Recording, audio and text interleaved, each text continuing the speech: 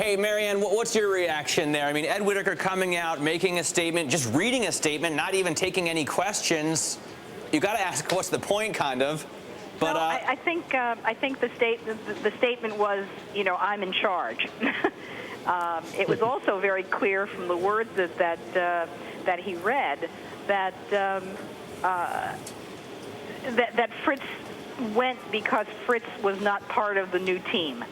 The insinuation that GM had to move forward faster, and I'm paraphrasing what he said, but it seems to me that it was clear from what he said that there was tension and that was really behind Fritz's resignation, that this was something that was the result of Fritz not being their guy. Yeah, he didn't even really thank Fritz for a job well done. I mean, this guy's been at the company for decades, and his new boss comes out and says, by the way, Fritz has quit. Well, he did thank him for having essentially, he didn't say taken the company through the bankruptcy process effectively, and for a long career at General Motors.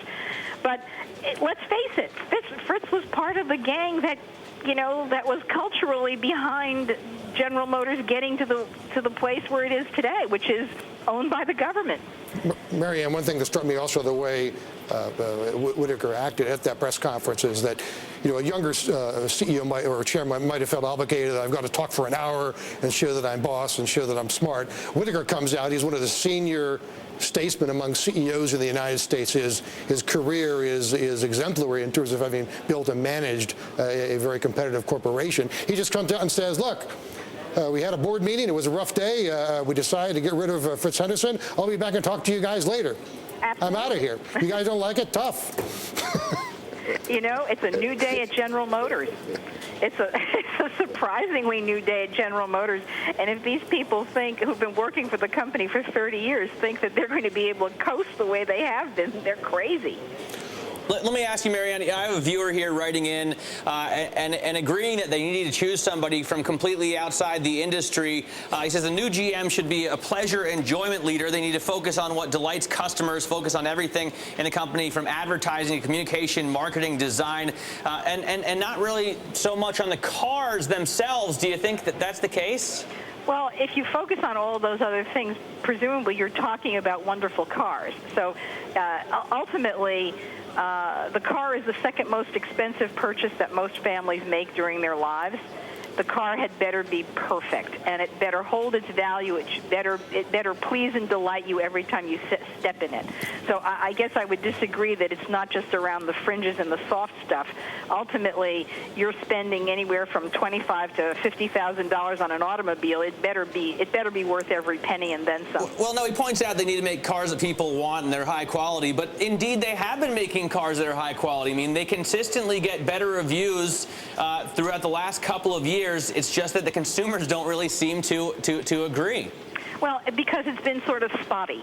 There have been some that have been absolutely wonderful, like the new Malibu, the new Equinox, which just came out, the LaCrosse. All of these are relatively new models, but remember, they're sort of new models in a sea of cars that are long in the tooth.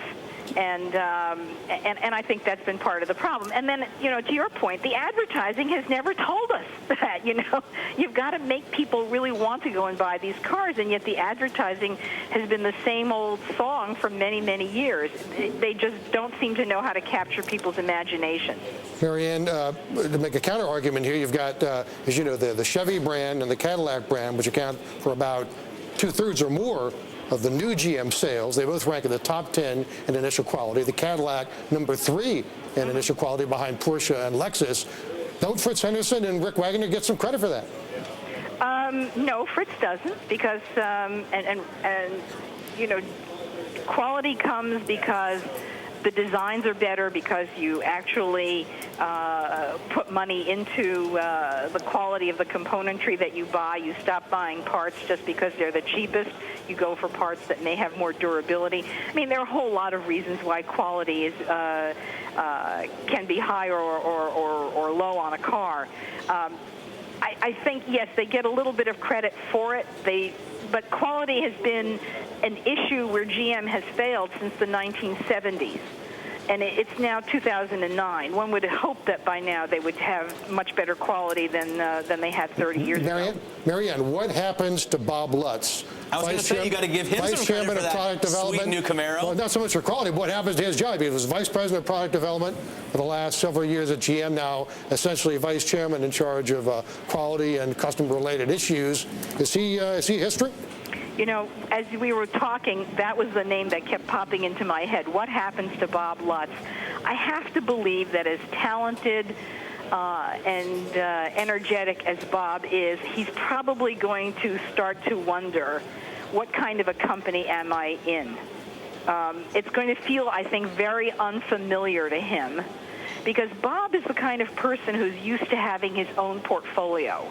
And not having a lot of people interfere with that portfolio. I got to just break in here, because as far as right now, and I guess from what's going on at GM and from the statement that Ed Whitacre made, you can only say for this month, the board is coming out and saying Ray Young will remain as CFO. The board is coming out and saying Bob Lutz is going to be staying on at the company. You know, Maryann, I understand you want to bring in people from the outside. That all makes perfect sense, especially at the very top. But you've got to keep some people in the company, right, who really like cars, like Bob Lutz. I mean, how can you lose a guy like that? Well, I'm not sure that you will. I'm not. It's going to be interesting whether he's going to be comfortable in what this new GM is. Remember, Bob Lutz is not a spring chicken. I think he's 77. And he certainly has a long and illustrious career. I'm not suggesting that they transform the whole corporation and bring in 10,000 new people. Alan Mulally has transformed Ford, basically bringing in nobody. Jim Farley is about the biggest, most impressive outside hire that he's made. But other than that, the Ford Motor Company has changed with the very same people that were part of the old, stodgy, slow, bureaucratic Ford Motor Company. All you had was a change in leadership, and that's all General Motors really needs. Maryann, okay, we're talking about a new CEO coming in, a new chief financial officer, potentially lots of other executives. Eventually, Ray Young is going to stay on as CFO as far as the board's concerned now. Okay. Looking 5 years down the road, we've had decades of complaints about a declining General Motors, emblematic of the declining U.S. industrial base. What do we say about GM 5 years from now? What are they going to look like? I think I'm going to go out on a limb. I think GM's market share will be higher in 5 years than it is today. I think GM will be profitable. I think will be very profitable. I think GM will have proven that it can come up with products that Americans want, and that it'll be able to deliver them to the marketplace faster. I think from a technological standpoint, it might actually deserve the word leader associated with it, which it never has. Those are big, bold statements. GM has always been a company that has had so much talent in it and has had so many resources, and yet they've never been able to capitalize them into making the products that would generate excitement in the showrooms. There was just something about the way the upper management ran that stifled that kind of product creativity that was always inside the company. I'd like to see it unleashed. All right, hey Maryann, I really appreciate you spending some time with us. Maryann Keller, their auto analyst from her own firm. Greg, thanks for joining us. Mike Ramsey as well.